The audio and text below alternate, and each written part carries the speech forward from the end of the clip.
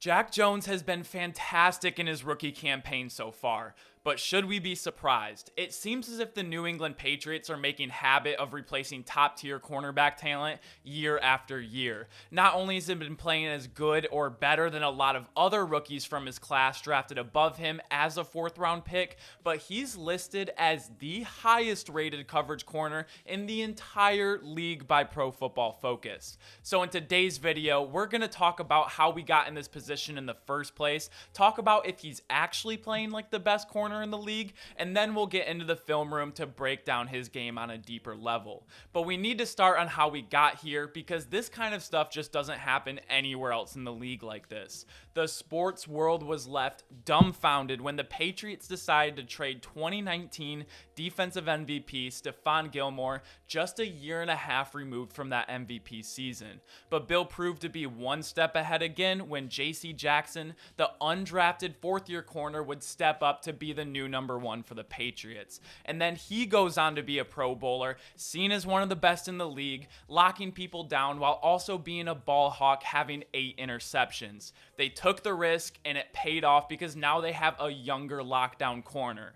But they let him go in free agency, and the Chargers paid him $82 million over the next 5 years. Now, everyone's thinking, this old senile man has officially lost his mind. He got so lucky and he just threw it away. What on earth is he doing? Enter Jack Jones, 4th-round rookie corner from Arizona State.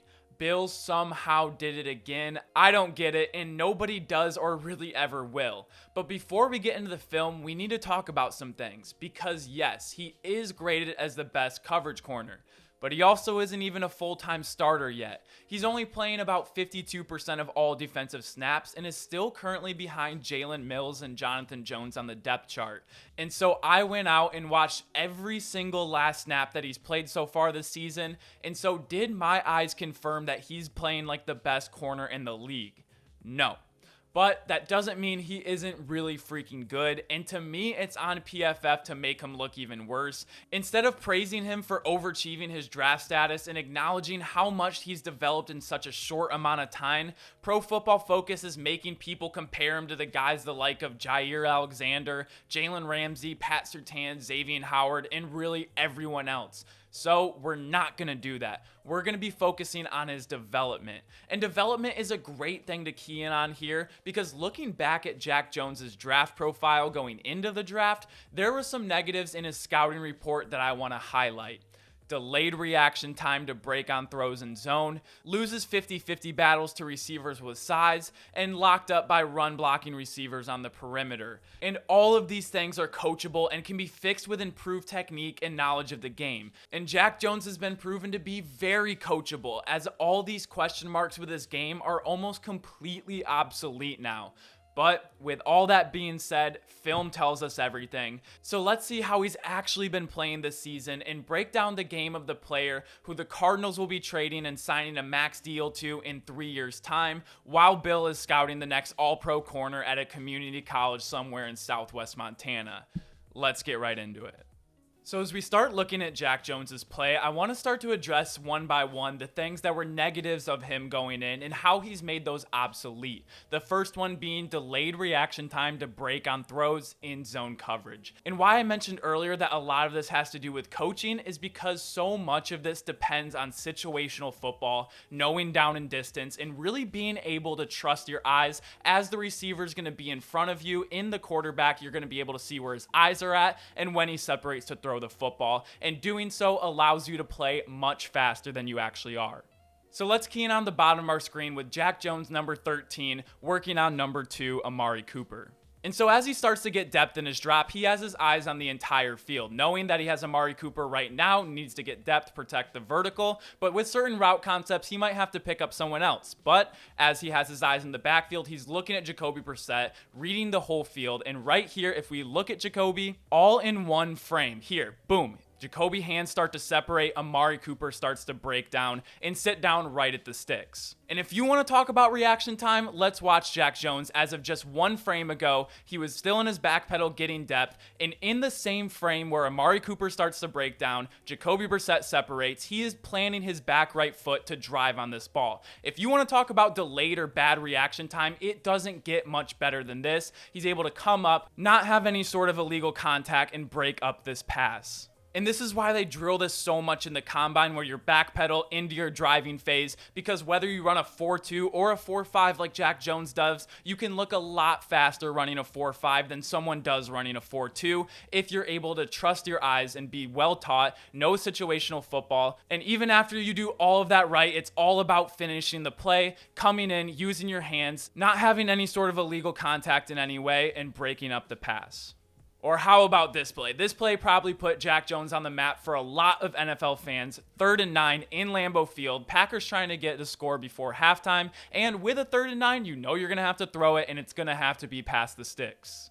And since Jack Jones knows this, he's going to be very cognizant of where Aaron Rodgers might want to throw it, but it also has to do a lot of instinctual things. Because if he also knows the ball is on the far left hash, they're in a 3-by-1 look, and it is so rare from the far hash in a 3-by-1 look for this receiver right here to run an outbreaking route. There's just not many route combinations that has that guy running an outbreaking route, but Jack Jones knows he has to trust his eyes and also know where he is on the field, so as he gets into his back pedal, Aaron Rodgers is already separating, and he already starts to feel Allen Lazard slowing down. He's still getting depth, but he's going to wait till right here, right at the sticks. He knows if he's going to do an outbreaking route, and the Patriots are sending a blitz on this. More than likely, this isn't going to be some sort of double move, and he can just start to drive on the ball, which is exactly what he does, and Allen Lazard does fall down on this play, but if we watch just how well and how good of position Jack Jones in, it really doesn't matter that he falls, because either way, if he falls or not, he is right in front of it. He's able to jump it and not only throw Aaron Rodgers his first interception to a Patriots, but this is a huge pick six momentum changing play right before half. And teams all year long have been trying to put the 4th round rookie corner in conflict, whereas the Lions are going to run a play here where they're going to have a skinny post, and the goal of this route here is to take the eyes and attention away from Jack Jones and the safety, and this will allow TJ Hockenson, who's going to be on a wheel route, to have this coverage with a much slower linebacker out in space, and so they get exactly what they want. And this play, more than any, really demonstrates his knowledge of the game. And in-zone coverage, as we mentioned earlier, you have to be able to see the whole field. So right now, yes, he does have the wide receiver, but you have to see the whole field. And as the route starts to develop, he sees this, and what the Lions are hoping to do is Jack Jones is going to stay here. He's going to take the cheese, because already TJ Hockenson has a great angle, and this is going to be a touchdown. But not only seeing the whole field, but keeping eyes on the quarterback, he sees Jared Goff locked in on TJ Hockenson right now. He doesn't take the cheese, doesn't take the bait. He bails off his man, passes him along to the safety, and as Jared Goff throws this and he sees Jack Jones, he's probably like, oh no, and is able to go up, make another huge interception, and incredibly athletic to stay in bounds as well. So if we look at the back end of this play, and if you watch the Steelers game just last weekend, and sorry, it's so blurry right now, they had 4 dropped interceptions. So it is huge if you have a DB able to go up, catch the ball, but like the wide receiver, as you're floating out of bounds, being able to stabilize yourself and not get 1 but 2 feet in bounds, maintain possession. And a change of possession is way better than a pass breakup, obviously, but this changed the tides of games. And I had 3 or 4 more examples, but I think that's going to be enough to prove our point. I want to move along to the second one, where the next negative was he loses 50-50 battles to receivers with size. Now, how is this a coaching thing? You can't teach height. You can't teach size. Jack Jones is 5'11". He's not going to automatically be Tariq Woolen at 6'4". But let's again key into the bottom of our screen. We have the rookie corner, Jack Jones, against a veteran, Amari Cooper. Once again, they're going to give their shot to the veteran receiver. And as we see this play turn out, at first glance, it looks like he absolutely fouls the shit out of him. But I'm here to show you this is absolutely not a foul, and 5'11" Jack Jones, with good technique, made himself appear to be 6'4", and this isn't single coverage, this is actually double coverage. So the first part of this play that we're not able to see, but we saw in the first part, is he was in phase nearly the entire time. Now at the point of contact, this is what makes it a 50-50 ball. And just a few frames later, we're going to see that he's going to start to try and locate the ball, and this is so important for a young rookie corner to learn, because if you're looking to make a play on the ball, you now have 50-50 rights to the ball, and as long as you're making a play on the ball, a lot more contact you can get away with. And this is a cheeky veteran move because even though, yes, he is playing the ball, he's going to start leaning into Amari Cooper, forcing him to the boundary, which is the second defender on this play. And he leans into him all the way to Amari Cooper being out of bounds. So now even if he does catch it, it's going to be illegal touching. Jack Jones still making a play for the ball. That's exactly what the ref sees. And this ball lands in bounds. But since he was so aggressive, he didn't commit a penalty, and it wasn't just going to be a jump ball, which maybe he does struggle with, maybe he would lose. With good technique, he made himself much bigger and put a second defender on the field in the sideline to what otherwise probably would have been a touchdown. And being a corner, you're going to be in a lot of these situations. They will consistently pick on you if you continue to show that you aren't able to win these 50-50 balls. But again, same principles remain. Being able to play sticky coverage for multiple seconds. And once they get to the back of the end zone, he makes himself much bigger by getting to the back end zone line, turning around and making a play on the ball. Again, not coming away with a penalty. So as he works on number 8, Josh Reynolds, who is 6'3", Jared Goff's going to trust him, throw it up to make a play on the ball. But right here, as he sees Reynolds' eyes turn and he looks to make a play on the ball, so does Jack Jones. Again, you're going to get away with a lot more contact if you're able to be smart, make a play on the ball, and that's exactly what he does, almost coming away with another interception.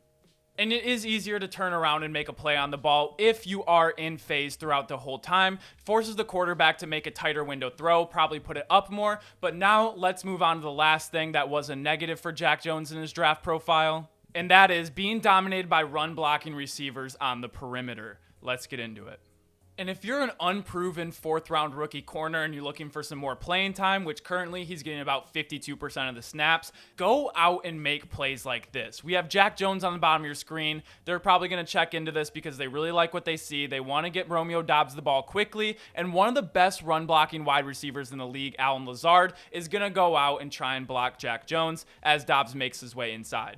And just like you can make yourself appear bigger and have an extra defender with good technique on jump balls, in run defending, it is all about mindset and knowing your responsibility. So I don't think anyone would blink twice if Allen Lazard was able to get to Jack Jones and set a nice block. But Jack Jones, knowing that he can't let Romeo Doubs go to the outside, he sees the inside blocks developing, so he knows it's going to be a crack. He comes in 100 miles an hour, and he's going to take this head on. If he comes in here just waiting for it to happen, he's going to get demolished.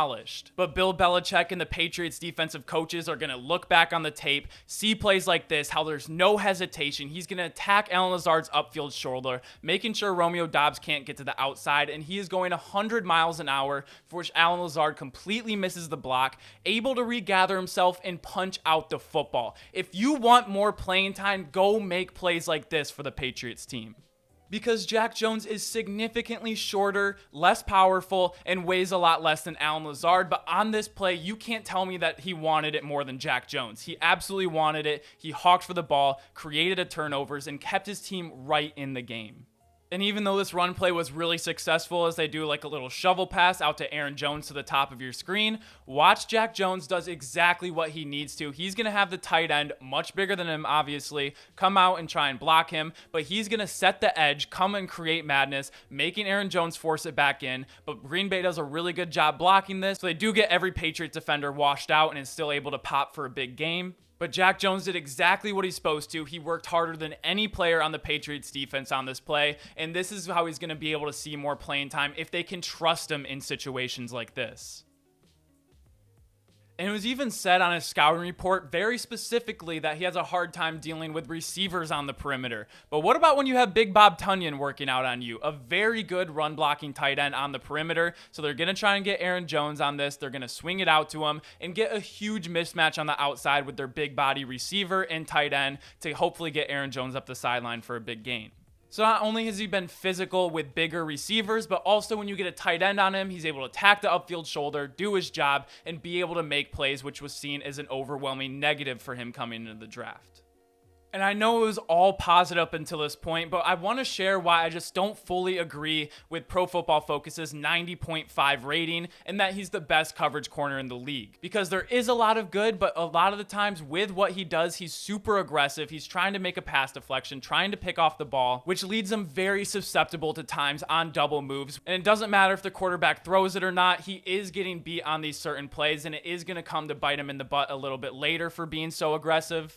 And it's just why I don't think you can put him on the pedestal of someone like a Darius Slay, a Jalen Ramsey, a Xavier Howard, who's going to travel around and guard the other team's best receiver. On a play like this, I just don't even know what he was doing. He guards the heavy zone flat very hard. Aaron Rodgers is kicking himself because he has Allen Lazard wide open for a touchdown on this play. And it's just plays like this that happen, and it happened often enough where I don't understand the grade fully. But that's not to say that everything in the video that we talked about positive wasn't true, but I wish we could focus a light on how much he's developed and how much he's overcome the draft with great coaching. Obviously has the huge heart and the ability to learn, and he's going to continue to make plays that are going to earn him more playing time, and then he'll continue to develop.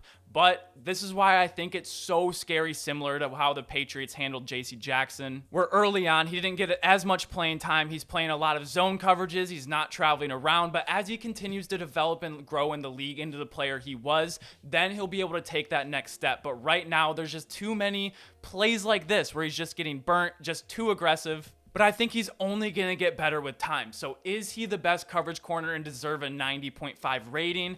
I don't think so. I'd take a guy like Pat Surtain, and even in his rookie class, Sauce Gardner, Tariq Woolen have popped more on the screen for me, but what all of his question marks coming in, he has more than negated them, and he's going to continue to earn more trust from the coaches to get more playing time, and I think it's only uphill from here.